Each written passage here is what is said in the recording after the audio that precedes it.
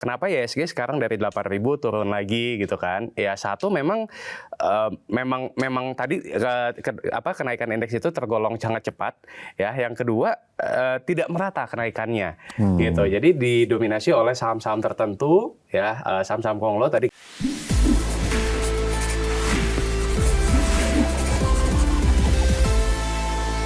Sobat investor, jumpa lagi dengan saya Mas Hirom, pemimpin redaksi IDIC Channel dalam podcast kesayangan kita, The Fundamentals.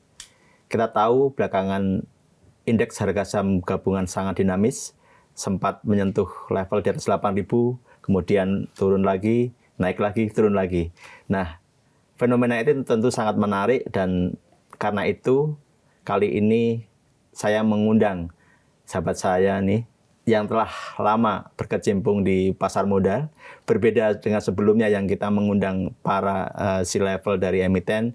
Saat ini saya kedatangan sahabat saya, investor, value investor kalau kita sebut, penasihat investasi juga, Mas Rifan Kurniawan. Selamat datang di Fundamentals, Mas Rifan. Terima kasih Pak Mas Hirom sudah mengundang, Pak. Apa kabar?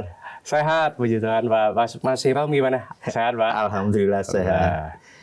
Kita bicara soal IHSG nih, Mas. Kita tahu kan belakangan ini, wah, naik turun nih. Betul. Sempat pas pidato Presiden era APBN naik 8.000, kemudian turun lagi, naik lagi, terus kemarin ada sedikit gejolak, ada kericuan, ada kerusuhan, demonstrasi, turun lagi. Sebenarnya apa nih yang terjadi dengan indeks harga saham gabungan kita ini, pasar saham kita ini? Ya. Oke, mungkin kalau kita tarik sedikit ke belakang, Pak Mas Hirom, kita tahu bahwa indeks kita ini kan sempat di bawah 6.000 ya, waktu di bulan April saat reciprocal tarif. Nah, setelah itu kan nggak berapa lama kemudian Trump mengumumkan untuk menunda tarif seperti itu. Ya, nah itu sebenarnya kalau kita lihat itu adalah jadi titik balik sebenarnya, di mana pasar atau IHSG kita ini kan sudah setahun lebih dari 2024 kan negatif ya.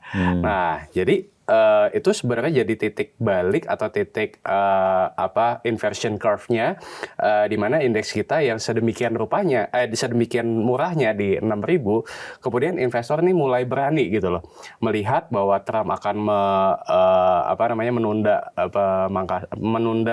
pengenaan tarif, ya kan? Kemudian nggak lama kemudian dia juga mulai berdamai dengan China. Nah ini kan memberikan optimisme seperti itu. Nah jadi itu sebenarnya faktor pertama, indeks mulai naik, ya kan. Nah kemudian di sisi lain beberapa banyak emiten juga sudah merilis laporan keuangan kuartal 1-nya saat itu, dan hasilnya juga banyak yang cukup memuaskan. Nah kedua faktor itu yang membuat IHSG meningkat. Nah cuma memang meningkatnya ini kalau kita lihat kan dari sepanjang April, Mei, Juni, Juli, terutama di Agustus kemarin, naiknya juga cukup signifikan ya. Kalau kita lihat mungkin hanya di Juli dan Agustus saja, itu dari 6.000, kalau kita ukur dari 6.000 ke 8.000, berarti kan naiknya itu sekitar 30%, ya kan. Nah ini sebenarnya kalau secara historical cukup cepat sebenarnya Pak Mas Hirom. Nah, jadi dari situlah mulai ada koreksi-koreksi seperti itu, dan sebenarnya ada faktor lain lagi nih. Kalau kita lihat juga yang mendorong pergerakan indeks kita itu memang lebih banyak saham-saham yang terafiliasi, ya mungkin kita kenal dengan istilah mungkin saham konglo gitu ya. Saham-saham dari Pak Prayogo Pangestu, kemudian misalkan DCII. Jadi memang saham-saham kapitalisasi besar. Nah, tapi kalau kita lihat misalkan kayak Big Banks gitu ya. Nah, Big Banks ini relatively belum naik, ya kan, yang dimana Big Banks ini biasanya jadi penggerak IHSG, ya kan. Saat IHSG naik biasanya Big Banks yang mendorong naik. Nah tapi yang terjadi ini sekarang malah sebaliknya gitu loh. Nah problemnya adalah kalau kita lihat dari saham-saham konglo tadi, kalau secara valuasi ya PE-nya memang terbilang mahal banget kan, mahal banget ya, sampai ratusan kali seperti itu.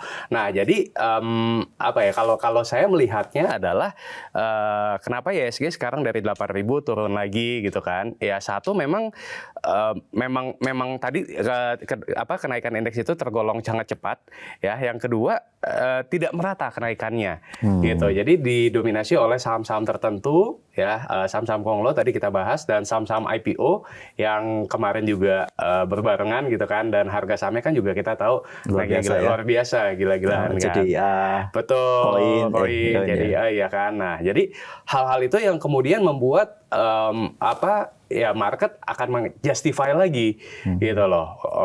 Sudah naik signifikan, ya pasti akan ada saatnya koreksi seperti itu. Nah, menariknya adalah kalau saya lihat kita itu memang sebenarnya membutuhkan koreksi supaya apa? Supaya indeks kita bisa naik lebih tinggi lagi dan lebih sehat.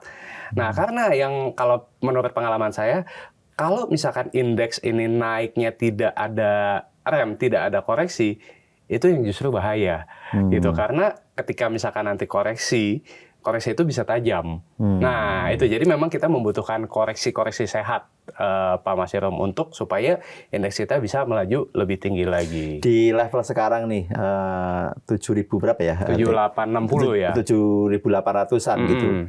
Kalau kita bicara valuasi, mahal, murah, atau seperti apa menurut Mas Rifan? Oke, nah jadi kita pakai ada satu website namanya worldperatio.com, Pak Masirom. Nah, jadi kalau di website tersebut indeks kita di level 7.800-an itu ada di kisaran sekitar PI 12 kali. 12 kali ya. 12 kali. Nah, kemudian kalau kita ukur dengan rata-rata PI 5 tahun, itu ada di sekitar 13,3 kali. Masih murah dong.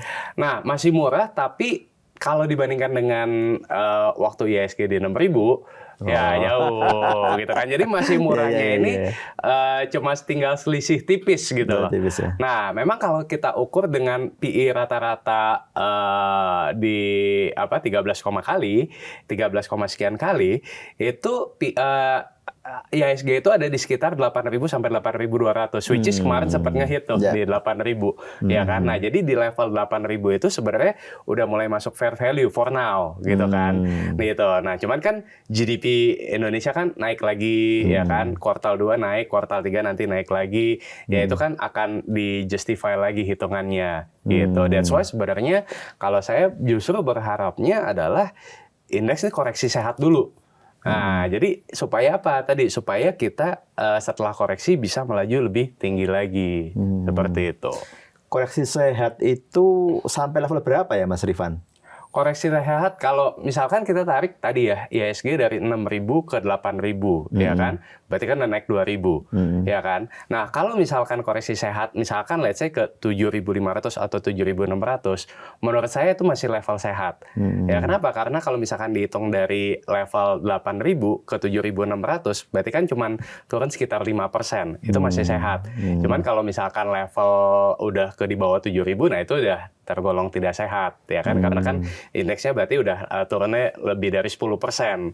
Nah, jadi kalau biasanya itu secara historical IHSG yang kita katakan koreksi sehat itu ya 5% pun masih koreksi sehat, gitu. Nah, jadi mungkin ini nanti kita bicara soal kayak strateginya gimana kita mengatur nafas gitu loh, ya kan? Tadi menarik, ada fenomena sebelumnya mungkin saham-saham Big Bang yang jadi market mover gitu kan. Belakangan saham-saham Konglo gitu kan, sahamnya Pak PP, saham DCII itu juga kenaikannya luar biasa gitu. Betul. Kalau Mas Rifan melihat fenomena ini seperti apa? Ya, jadi memang kalau kita bicara saham-saham Pak Konglo atau saham-saham Pak PP ya dalam hal ini, memang kan kalau kita lihat ada misi yang ingin dicapai. Nah, misinya apa? Ya, misinya adalah ingin masuk ke dalam indeks MSCI. Yang dimana kemarin pas pengumuman sudah masuk seperti itu kan. Nah, cuman memang apakah story-nya sudah sampai di sana aja, ya sepertinya masih akan berlanjut seperti itu. Nah, jadi memang kenapa fenomena ini terjadi? Sebenarnya satu sisi memang ada optimisme di saham-sahamnya milik Pak PP, ya kan, saham-saham Konglo. Nah, tapi kenapa di sisi lain Big Bang yang selama ini yang selama ini menjadi penggerak indeks, tapi malah relatif nggak bergerak? Nah, menurut saya ada beberapa alasan, Pak Masirom. Yang pertama adalah memang kalau secara kinerja keuangan, kalau kita lihat ya BRI negatif sekitar 9-10%. First half ya. First half-nya, Ya. karena kan BRI ini memang di bulan Januari dan di bulan Juli itu ada pencadangan CKPN yang cukup besar. Nah itu akan sedikit banyak mempengaruhi laba dari Bank BRI. Kemudian kalau kita bicara Bank Mandiri atau Bank BNI, labanya tumbuh tapi tumbuhnya tipis sekali, ya kan? Mungkin hanya BCA aja yang masih relatifly bertumbuh. Nah jadi faktor pertama adalah memang kinerja. Yang faktor kedua, ini ada, kalau saya lihat ada hubungannya juga dengan kekhawatiran investor terhadap misalkan Kopdes Merah Putih yang ya menurut yang dikhawatirkan ini akan mempengaruhi kinerja dari saham-saham BUMN ya. Bank BUMN terutama seperti itu, ya kan. Ditambah lagi dengan faktor investor asing yang terus menjual, ya kan, selama mungkin dari bulan Oktober kita udah outflow. Ya kan, sampai dengan bulan Juli, cuman menariknya di bulan Agustus kemarin udah mulai terlihat ada inflow gitu. Nah jadi kalau kita lihat ya memang 3 faktor inilah, kinerja keuangan, sentimen, dan juga investor asing yang membuat saham-saham big banks ini tertekan gitu. Jadi fenomena itu sih kalau yang saya lihat Pak Mas Jerome. Nah,